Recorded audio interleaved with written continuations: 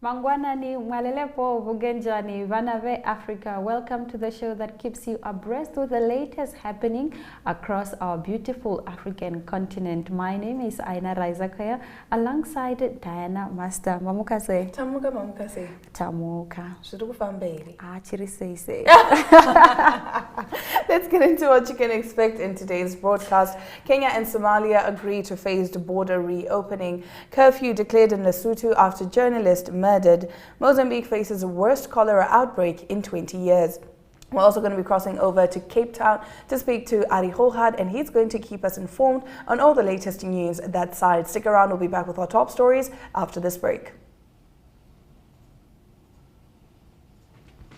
Welcome to My.NA Cars, your ultimate destination for everything automotive. I am your host, Diana Master. Teamwork makes the dream work, right? Discover the latest models, innovative technologies, and expert insights from our passionate hosts. Learn essential maintenance tips and get exclusive behind-the-scenes access to the automotive industry. Don't miss My.NA Cars on NTV every Thursday at 2100 hours. Tune in and ignite your passion for automobiles.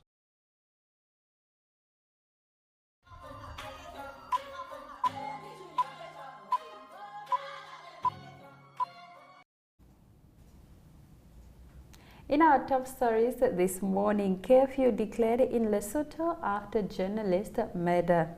Now, the Kingdom of Lesotho has declared a night curfew after a prominent investigative journalist was shot dead in the capital, Maseru, by unknown gunmen.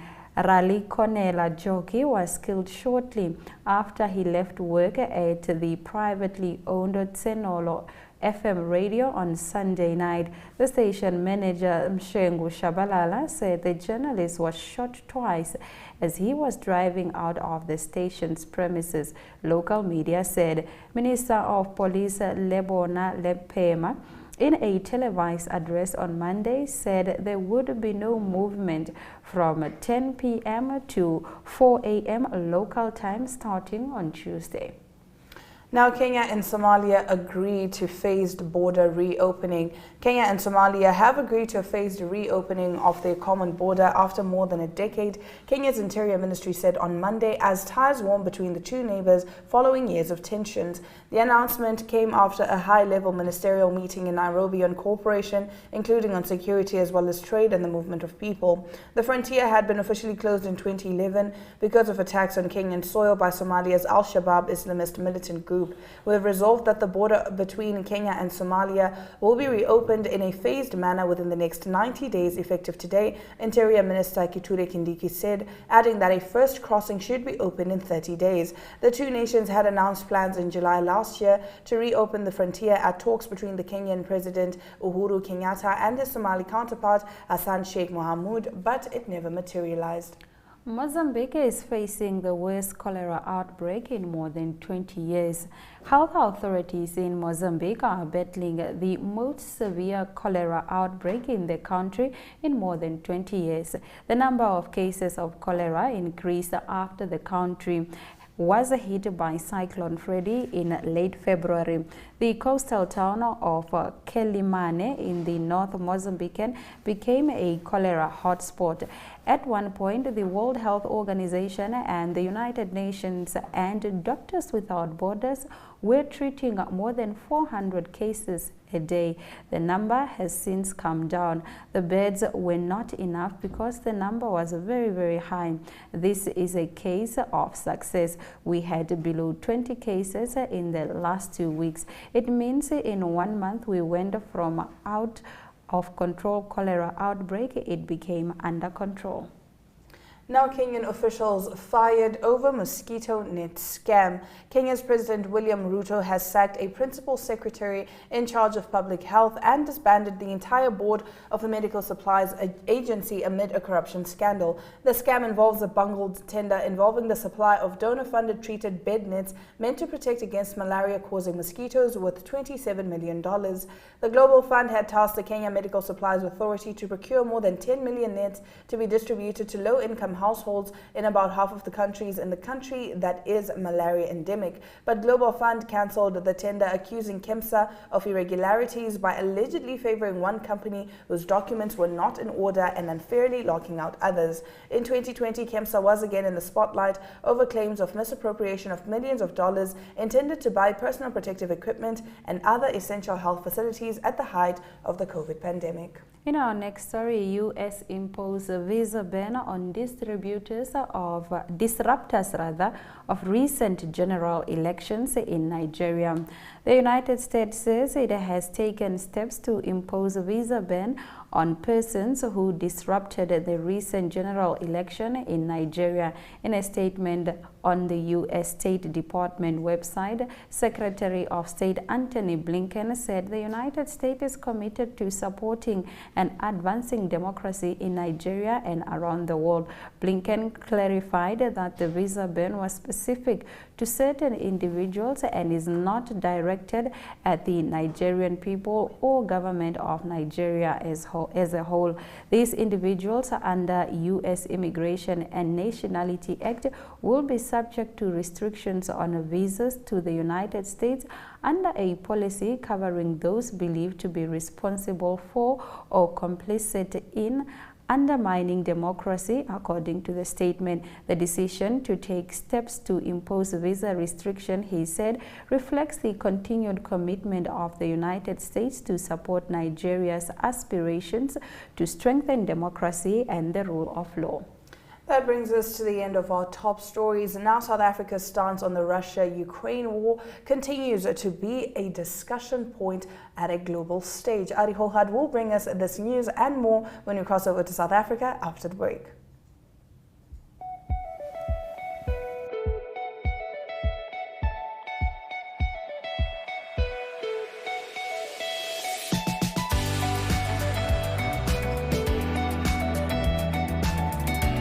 To another exciting episode of Irongo Talk.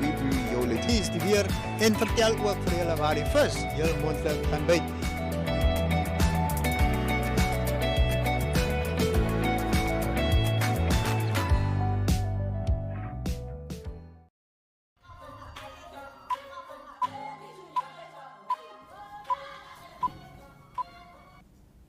You're still watching Africa. Good morning. The time has come for us to cross over to Cape Town, South Africa, where Ari Holhad will fill us in on the news-making headlines that side. Good morning, Ari. Yes, a very good morning, Diana, and everyone. Nice to talk to you. It's always nice talking to you. Now, Ari, South Africa's stance on the Russia-Ukraine war continues to be a discussion point on a global stage as President Ramaphosa plans a peace mission to Russia. Please give us the details. Yes, indeed. It remains a hot topic in South Africa. The official stance is still neutral. I think the allegations from especially the USA and from the United States Embassy in South Africa was that it's not neutral purely because of what's been happening around training on the Navy, etc., with China and Russia, and also what happened with the boat that was in Simonstown and loading on and off ammunition, if it happened or not.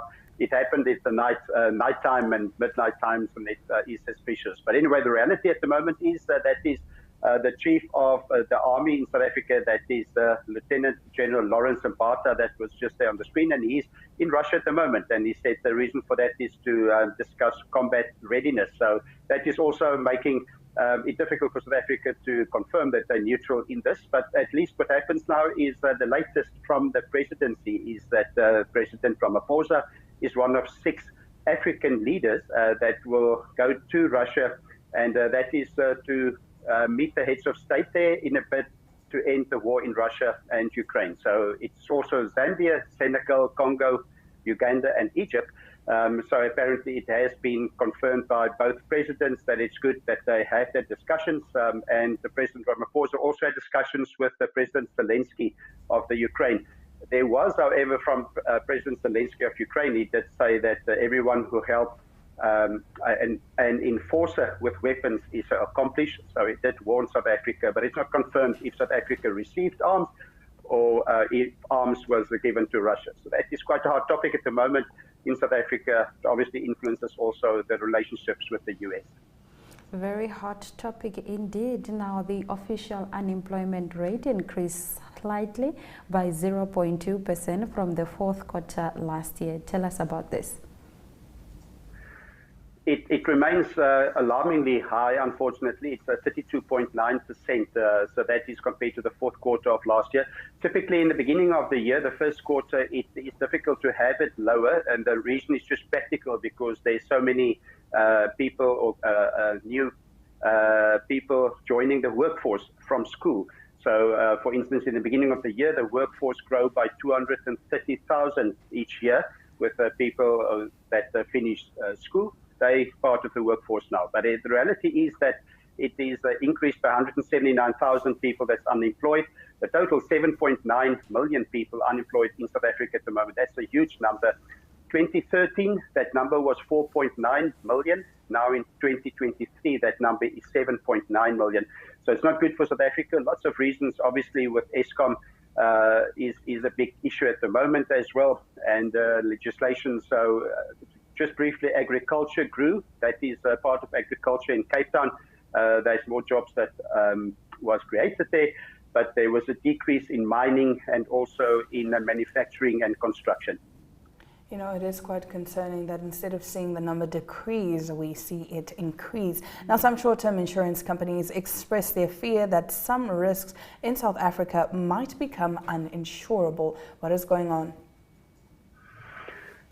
Yeah, it's also linked to some floods, natural disasters that happened in February this year, and it is Santander. They confirmed that there's a few factors. It's escalation in weather-related claims, and then also load shedding is a big factor with the grid being shut down and the risk and people having losses because of that. And there's social instabilities.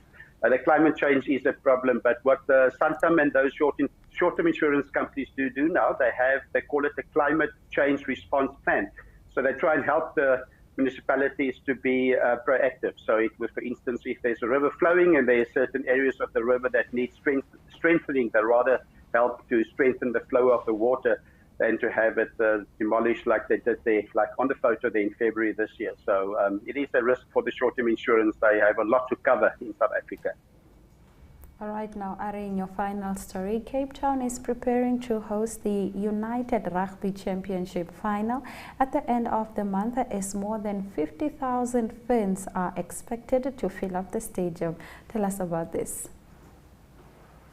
Yes, after talking quite a few minutes about all the negative stuff, we need to find the positives as well. That is making South Africa proud. It's not only for Cape Town. I think sport has proven that it's good for South Africa to just get the mood going again. But that's a big final, international final, that will be next Saturday at Cape Town. That's what it looks like there. Full stadium. It's good for the economy. It's good for the vibe in South Africa to have international teams playing. And the Stormers, the Cape Town team, is the defending champion, so they're hosting a final. So that is good for South African rugby as well. With the World Cup coming up in later this year in September in France, South Africa defending that as well. So all good for South African rugby as well. Luckily, they don't need electricity to train in the day. There's enough sunshine in Cape Town, so, so hopefully that will be good. And they play that game in 2 weeks' time under lights. So hopefully the lights will be all good. But it's something positive, and we smile about hosting a final in Cape Town. We definitely do hope the lights are going to be on, and we hope you are one of the 50,000 fans that are going to be watching the game. Thank you so much, Ari, for bringing us the latest news on the ground in South Africa. It's great talking and a brilliant day for everyone. We talk again next week, Wednesday. Bye-bye. It's always a pleasure chatting to Ari Hochad. Now, Rivonia Job Group CSI Manager at First Rand Namibia recently held a network session on the foundations and community tourism relationships. This is part one of a two-part series. Let's take a look.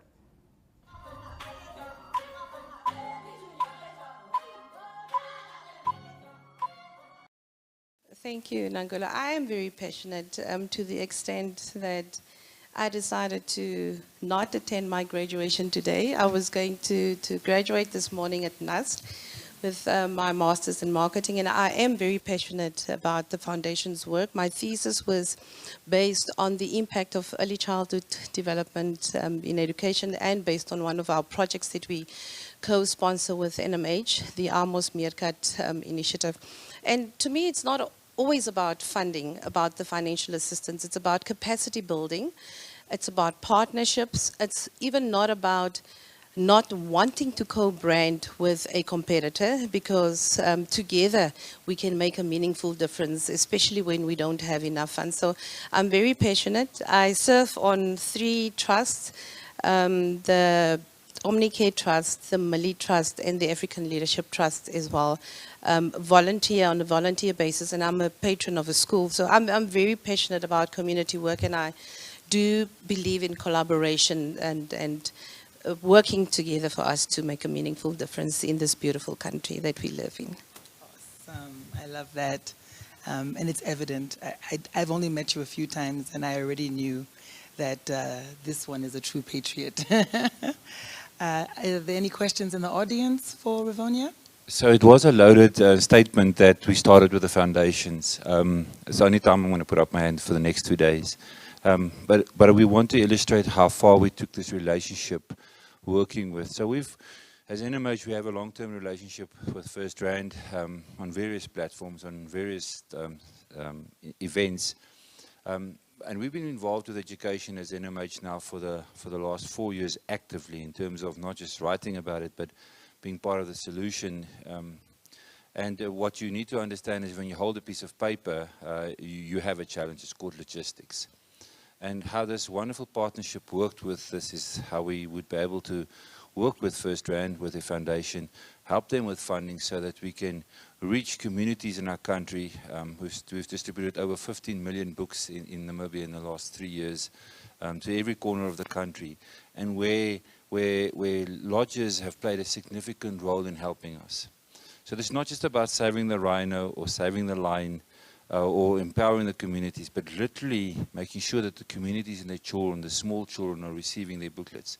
And the most difficult area to reach was the Zambezi region, and it's still the most difficult. Maybe Kuneni will give us a go as well, but because of the water and the flooding. And we went and we sat down with the Wetland Association in Zambezi, and we literally deliver all our books to them, and then through their network of lodges, they deliver it to every single community that they live in. They know their communities better than anybody, like you all would say as well. You know your communities better. And that's one of the areas that we would like to do more. And it's not about our education program. It's just a network of working together on sometimes not just saving the rhino, but the communities. Ultimately, tourism is about people. Ultimately, it is about making that difference. So First Rand has done a lot more than just what they're showing here. So it's been an exponential benefication to all. And yes, she's right, and we won't mention other corporates here because we're trying to be protective. But First Rand did not say, listen, sorry, but I only work with myself. We work with other corporates, competitive brands as well, which is wow. And that's that togetherness that Nangula spent earlier this morning as well. As a country, how do we work together without being selfish? This distribution network that we're using is our distribution network as NMH, but it's not. It's the Namibian distribution network as well. We're equal partners in that. So we went to Namibian and said, how do we work together? And we competitive brands in the country when it gets to newspapers.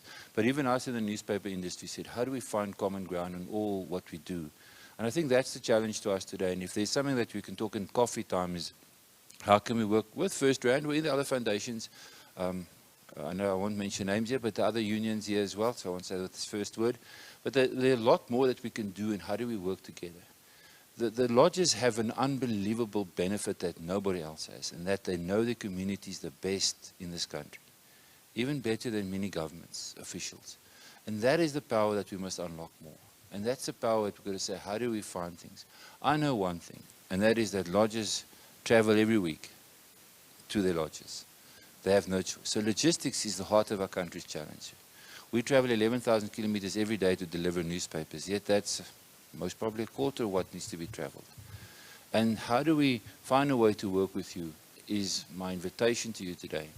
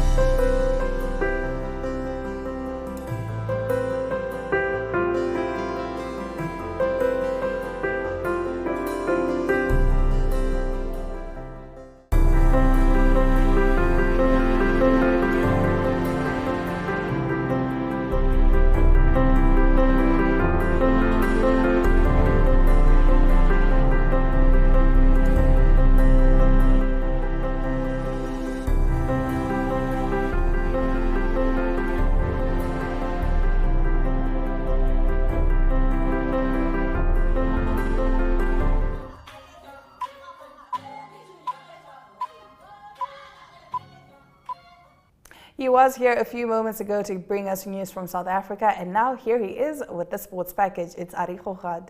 Good day everyone, time for international sports news, and starting off with tennis news. Italian Open in Rome that continues its good preparation leading up to the French Open at Roland Garros starting in a few weeks time, and it's a big result at the Italian Open in the men's division for the number 1 seed. It's Carlos Alcaraz that lost. He's out of the tournament. That's a big surprise. He lost to the unseeded qualifier. His name is Fabian Morozan. He is from Hungary, so it was a big surprise. Morozan is 135 in the world, and it's the world number 2. Carlos Alcaraz out of the tournament. That was in the 3rd round. Maybe good preparation also now for him leading up to France. He will have good time to rest, but in terms of form, not a good result for Carlos Alcaraz. Better luck or a better result for Daniel Medvedev. He is the number 3 seed. He beat Bernabeu Mireles. He is from Spain. The score there was 3-6, 6-1 and 6-3, and he's through to the 4th round. And also Andrei Rublev, the 6th seed, that is through to the next round. Novak Djokovic, number 1 seed, he's in the round of 16. He will play against Cameron Norrie, and Cameron Norrie is of Great Britain. And continuing with the women's section of the Italian Open, and it is the 7th seed, Elena Rybakina. She's through to the next round. She's the Wimbledon champion of last year. She won that tournament on grass surface, of course, but now it is on clay, so a good performance by her. She beat Marketa Vondrousova, and Vondrousova earlier beat Maria Sakkari, the number 9 seed, so a good result for Elena Rybakina. It's not a good result for Madison Keys of the United States, 19th seed, but she lost to an unseeded player. That is Alilia Kalalina of Ukraine, and that was in 3 sets. Now continuing with golf news, it is the second big major in the men's side of world golf. It is the US PGA that will start on Thursday. A big tournament coming up, and 156 players that will tee off in that tournament. It's going to be played at the Oak Hill East course, that is in Pittsford in New York. And news from the tournament is that 4 South African players will tee off in this tournament. It will be Oki Strydom and also Christian Besaidnout, then also Tristan Lawrence and Dean Burmeister. Dean Burmeister also, he was born in Zimbabwe, so I suppose that he represents South Africa and Zimbabwe. And talking of Zimbabwe, the last winner of a Southern African player was in 1994 when Nick Price won the tournament. Nick Price of Zimbabwe also won in 1992. Gary Player of South Africa previously also won the tournament twice. Defending champion in this year's for this year's USPGA is Justin Thomas of the United States of America. Besides included in the 156 players in the tournament will also be 18 players from the LIV Breakaway League, including a 2-time PGA champion, and that is Brooks Koepka. And concluding today's international sports news, it is cricket news. It is a much anticipated Ashes series between England and Australia that will start soon. It starts on the 16th of June with the first of 5 tests.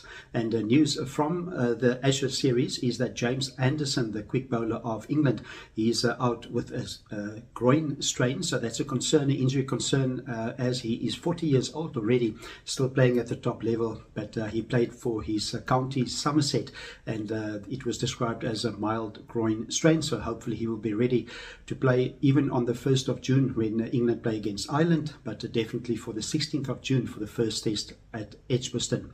The second test will be played at Lords, the third test will be played at Headingley, then the fourth test will be at Manchester, and the fifth and final test at the Oval. It's important for England that Anderson will be ready to play, although they have lots of seam bowlers to their that they can pick. That is England. They also have Mark Wood, then also Stuart Broad, Chris Wokes, and also Ollie Robinson, and then also the all-rounder Ben Stokes. That's normally the 4th bowler in the England team. There is some good news for England. That is batsman Johnny Bairstow that is back in the squad. He broke his leg in August 2022, but he's back to fitness again. That's the international sports news for today. Hope you have a great sport day, and we talk again tomorrow. Goodbye.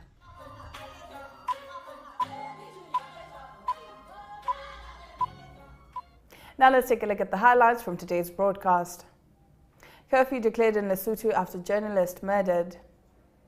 Kenya and Somalia agree to phased border reopening.